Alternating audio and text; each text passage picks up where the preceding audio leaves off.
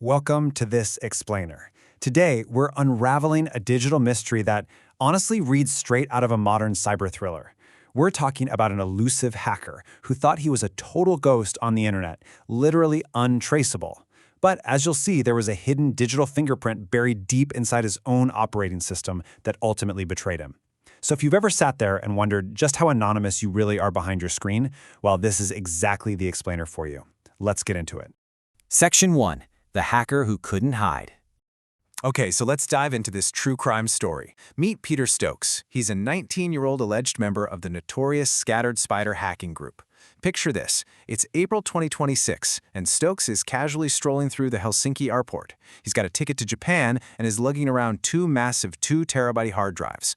But he never actually made that flight. He was intercepted and stopped by Finnish police on an Interpol red notice. You see, the FBI had been hunting him down following a massive data breach of a U.S. luxury jewelry retailer, a breach that ended with an absolutely staggering $8 million ransomware demand.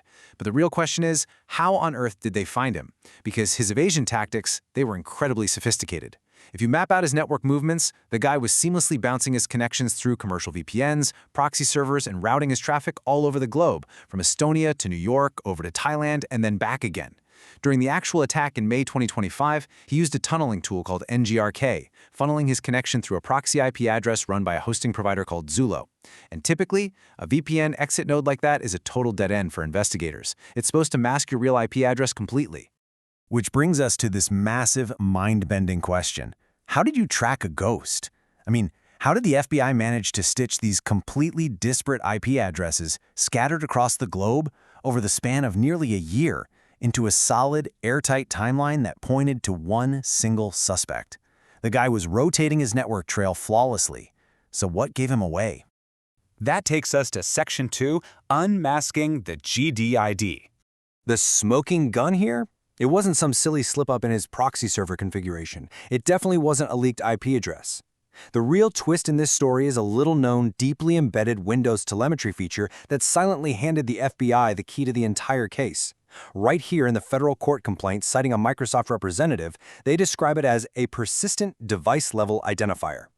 This just brilliantly highlights Microsoft's quiet yet highly effective role in assisting the FBI's investigation by providing a tracking mechanism that Stokes probably didn't even know existed. So what makes this GDID, or Global Device ID, so interesting? Well, it's the sheer scope of it. This is a permanent digital fingerprint. It completely survives standard Windows updates, and it links all of your online activities back to one single device identity. Think about that. Whenever Stokes used his laptop to execute the hack, and then later used that exact same machine to log into his personal Snapchat or, play the mobile game Growtopia, the GDID was just sitting there, silently stitching all those totally different activities together under one unified profile. Let's actually look under the hood at how this tracking profile is built in the background. It's pretty fascinating. When you sign in with a Microsoft account, a system service immediately requests a device PUID, that's a passport unique ID, directly from Microsoft servers. And get this, it's saved in plain text right in your local registry. From that point on, background services that power your daily tools, things like PhoneLink, your cloud clipboard, Nearby Share, they continuously read this ID. They then register it into Microsoft's device directory service, stamp it with a lowercase g, and attach it to your background telemetry activity. Moving right along to Section 3, Inside the Identifier Mesh. We need to pivot for a second from just the specific GDID to the broader reality of how modern operating systems actually work. You see, the GDID is really just one node in a much larger taxonomy. As independent researchers point out, Windows emits what's essentially a federation of persistent identifiers. It's like a giant invisible web. You have the identity plane where the GDID lives, which is scoped to your account. Then you've got a telemetry plane operating on every single diagnostic event, carrying a device-scoped ID and a user ID. And finally, a correlation plane that links it all together. The kicker here? If you manage to somehow alter or suppress just one node, the identifier mesh just automatically reforms itself around the surviving correlation keys. The attribution is a property of the whole graph, not just one piece. And this right here completely shatters a very common tech myth. So many people think, hey, I'll just wipe my hard drive, do a clean reinstall of Windows, and I'm a ghost again. Actually, scratch that. While a clean reinstall does technically generate a new GID, that illusion of anonymity totally vanishes the exact second you sign back into the same Microsoft account.